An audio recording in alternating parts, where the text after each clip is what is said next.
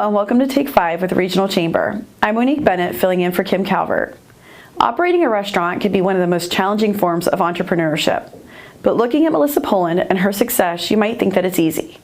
Melissa opened Sweet Melissa's Good Eats more than 7 years ago, and Talia Hagler tells us that she's not looking back. Melissa Poland didn't grow up dreaming about opening her own restaurant, but a part-time job ignited a love for working in the kitchen. I worked for Gosains for 7 years.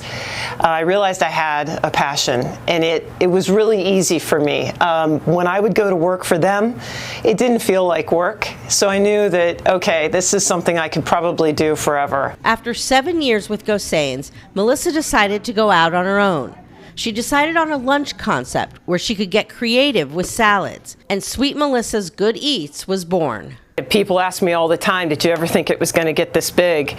And absolutely not. I had a lot of people, and they were nice about it, but at the very beginning, you know, I had people telling me, it's just not going to fly. You're not going to be able to sell salads in this area, in the valley. And then, you know, we started out, and 6 months into us being here at our Boardman location, my landlord actually came to me and said, hey, you're pretty much filling up this parking lot out there. We think you need more space. Would you be interested? I thought, you know, I've never known any kind of boundaries, so I said, sure, let's try it. So they knocked out a wall and created a dining room. Even COVID couldn't slow Melissa down. In fact, they became the go-to place for grab-and-go meals during the pandemic, and the business grew. The latest expansion came in the form of a second location in Columbiana, and now a third location is in the works. We're actually in the talks right now with a location up in Howland, and I feel so good about it. I think it's going to be so well received. We do get a lot of traffic down here from Trumbull County, so I think the idea of putting a third Sweet Melissa's up in Howland it's just the right decision. Melissa credits her success to a few simple things: serving quality food, being consistent, and treating her customers like family.